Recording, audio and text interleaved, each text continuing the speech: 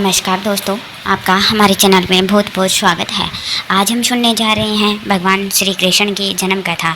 आइए जानते हैं भगवान श्री कृष्ण का कैसे जन्म हुआ और कैसे उनकी रक्षा की गई है और कब से मनाई जाती है जन्माष्टमी। भाद्रपद कृष्ण अष्टमी को श्री कृष्ण जन्माष्टमी कहते हैं क्योंकि यह दिन भगवान श्री कृष्ण का जन्म दिवस माना जाता है।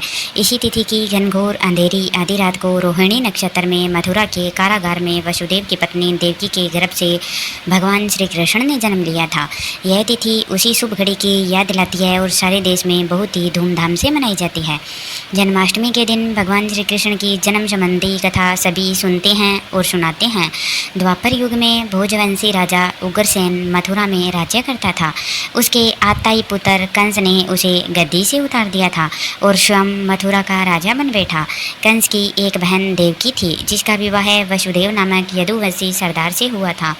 एक समय कंस अपनी बहन देवकी को उसकी ससुराल पहुंचाने जा रहा था। रास्ते में आकाशवाणी हुई, हे कंस, जिस देवकी को तुम बड़े प्रेम से ले जा रहा है उसी में तेरा काल बसता है। इसी के गर्भ से उत्पन्न 8वां बालक तेरा वध करेगा। यह सुनकर कंस वसुदेव को मारने के लिए उद्यत हुआ। तब देवकी ने उससे विनयपूर्वक कहा, मेरे गर्भ से जो संतान होगी उसे मैं तुम्हारे सामने ला दूंगी। बहनोई को मारने से इसमें क्या लाभ है। कंस ने देवकी की बात मान ली और मथुरा वापस चला आया।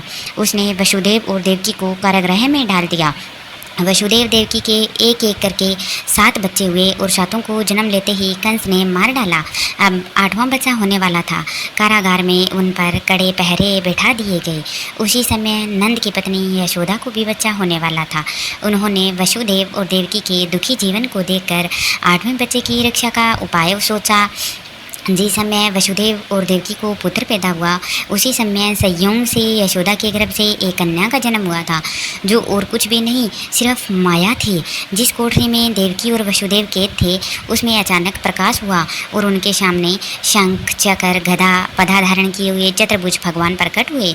दोनों भगवान के चरणों में गिर पड़े। तब भगवान ने उनसे कहा, अब मैं पुनः नवजात शिशु का रूप धारण कर लेता हूँ। तुम मुझे इसी समय अपने मित्र नंद जी के घर वृंदावन में जाओ और उनके यहाँ जो कन्या जन्मी है उसे लाकर कंस के हवाले कर दो। इस समय वातावरण अनुकूल नहीं है, फिर भी तुम चिंता न करो। जागते हुए पहरेदार सो जाएंगे, कारागृह के फाटक अपने आप खुल जाएंगे और उफनती अथाह यमुना तुमको पार जाने का मार्ग दे देगी। उसी समय वसुदेव नवजात शिशु रूप श्री कृष्ण को सूप में रखकर कारागृह से निकल पड़े और अथाह यमुना को पार कर नंद जी के घर पहुँचे।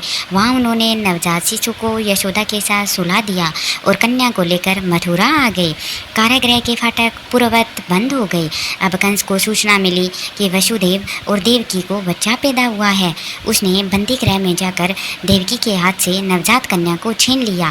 देवकी ने कहा, आपको तो पुत्र होने वाला था तब नुकसान होता, यह तो पुत्री है, इससे भला आपको क्या नुकसान, इसे छोड़ दीजिए। पर कंस ने यह बात नहीं मानी और नवजात कन्या को देवकी के हाथ से छीनकर पृथ्वी पर पटक देना चाहा। जैसे ही पृथ्वी पर पटकने वाला था वैसे ही कन्या कंस के हाथ से उड़कर आकाश में चली गई और वहां से एक देवी का रूप धारण कर लिया और कहा, अरे मूर्ख, मुझे मारने से क्या होगा, तुझे मारने वाला तो वृंदावन में जा पहुंचा है, वह जल्दी तुझे तेरे पापों का दंड देगा। इस प्रकार कंस घबरा जाता है और बहुत गुस्से में आ जाता है और श्री कृष्ण जी को मारने के अथाह प्रयास करने लगता है।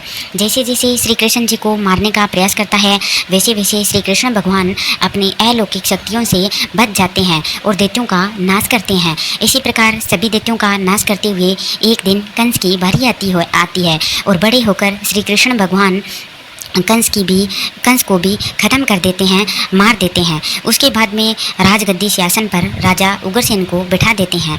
तब से जन्माष्टमी का त्यौहार मनाया जाता है। मथुरा में कृष्ण भगवान की जन्मभूमि में इस त्यौहार को बड़े ही धूमधाम से मनाया जाता है। तब से कृष्ण जन्माष्टमी बहुत ही ज़्यादा प्रचलित है। अगर आपको हमारी कहानी अच्छी लगी हो तो प्लीज़ हमारे चैनल को लाइक करें, सब्सक्राइब करें। धन्यवाद।